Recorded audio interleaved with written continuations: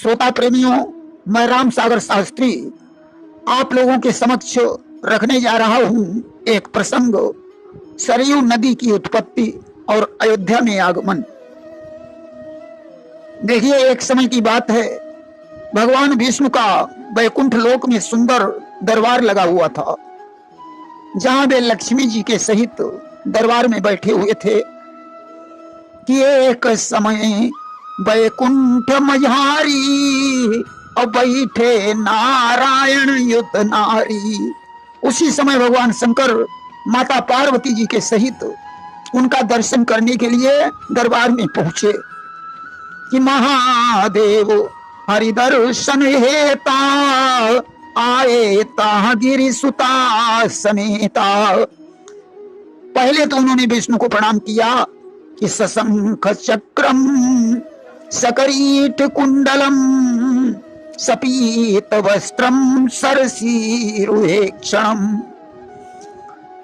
सारवक्षास्थल कौस्तुभश्रियम नमामि विष्णु शिरसा चतुर्भुजम। इसके बाद दरबार की सुंदरता देखकर वे नृत्य करने लगे। आज भगवान शंकर का नृत्य देखकर विष्णु जी प्रसन्न हो गए कि नृत्य देखी रीझेऊ भगवाना और बोले हर मांगहु वरदाना। उन्होंने भगवान शंकर से कहा, भोलेनाथ, मैं तुम्हारे नृत्य पर प्रसन्न हूं, मुझसे कोई वरदान मांग लो। शंकर जी ने कहा, प्रभु, मुझे और किसी चीज की आवश्यकता नहीं है, मुझे सिर्फ आपकी भक्ति चाहिए। कि कहा पशुपति जो दाया की जय और तो मोहि भक्ति आपनी दीजय। भगवान शंकर के इन वचनों से विष्णु का शरीर गदगद हो गया और उनकी आंखों से प्रेमाश्रु बहने लगे कि सुनि प्रभु वचन नीर द्रग ठहेऊ, सुनि प्रभु वचन नीर द्रग ढहेऊ और ब्रह्मा अति प्रसन्न मन भयऊ। ब्रह्मा जी दरबार में बैठे हुए थे, उन्होंने भगवान विष्णु के आंसुओं को कमंडल में भर लिया और उसका नाम सरयू रख दिया कि सोई जल डारी कमंडल लीना और सरयू नाम ता सुधरि दीना। सरयू का एक नाम त्रिनयनजा भी है, क्योंकि इनकी उत्पत्ति भगवान शंकर की कृपा से हुई है। इधर सज्जनों, अयोध्या में अम्बरीश के वंश में एक राजा की उत्पत्ति हुई जिनका नाम इक्ष्वाकु था। इसी इक्ष्वाकु वंश में भगवान राम का जन्म हुआ था। राजा इक्ष्वाकु बड़ा ज्ञानी, धर्मनिष्ठ और प्रतापी राजा था। प्रजा को पुत्र के समान समझता था। उसके राज्य में प्रजा बड़ी प्रसन्न थी। एक बार राजा इक्ष्वाकु ने विचार किया कि हमारे राज्य में एक नदी होनी चाहिए, क्योंकि नदी का स्नान उत्तम माना जाता है। ऐसा सोचकर राजा वशिष्ठ जी के पास पहुंचा कि गुरु गृह गए तुरंत मही पाला और चरण लागी कि अभिनय विशाला। उसने वशिष्ठ जी को प्रणाम किया। वशिष्ठ जी ने राजा को आशीर्वाद दिया और पूछने लगे कि के ही कारण आगमन तुम्हारा और कहा उस बेगी न लाभऊ बारा।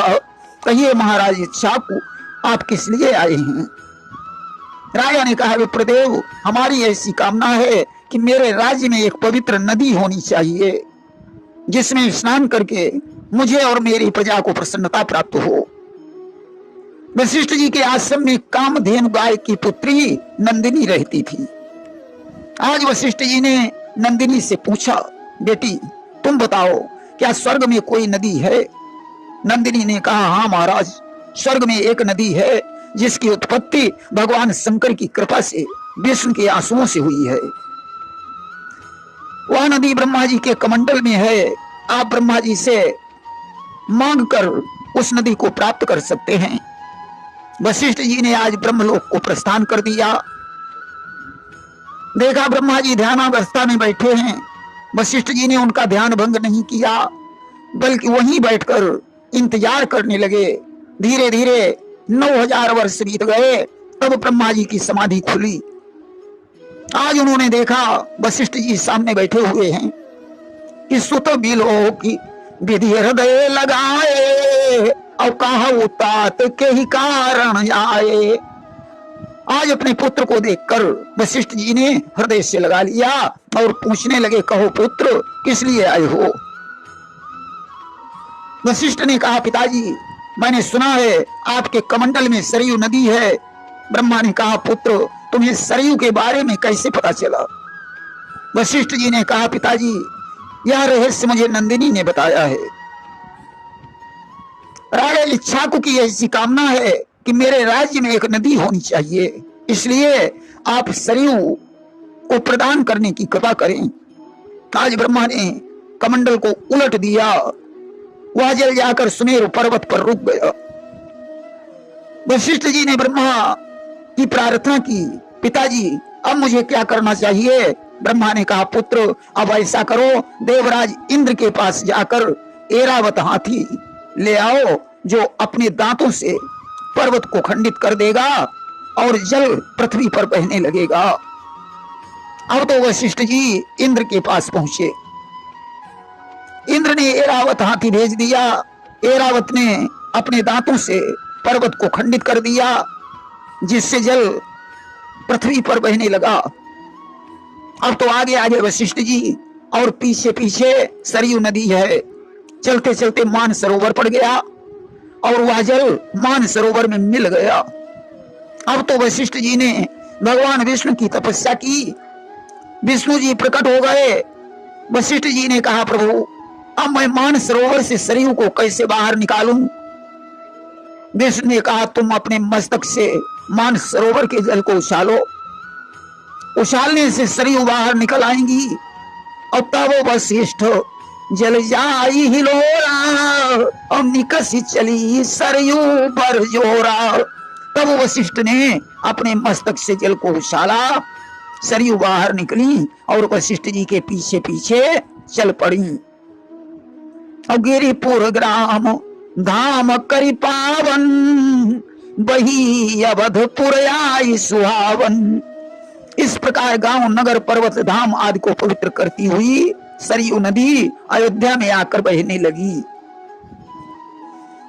वशिष्ठ जी के द्वारा लाए जाने के कारण सरयू को वशिष्ठी भी कहते हैं। राजा इक्ष्वाकु ने वशिष्ठ जी को धन्यवाद दिया। सरयू नदी का दर्शन करके उन्हें बड़ी प्रसन्नता हुई। महाराज इक्ष्वाकु के यहाँ 100 पुत्रों का जन्म हुआ। इसी वंश में रघु, अज और दशरथ का जन्म हुआ। वशिष्ठ जी रघुवंश के पुरोहित रहे। महाराज दशरथ के यहाँ भगवान श्री राम का जन्म हुआ था। प्रेम से बोलिए सियावर रामचंद्र की जय।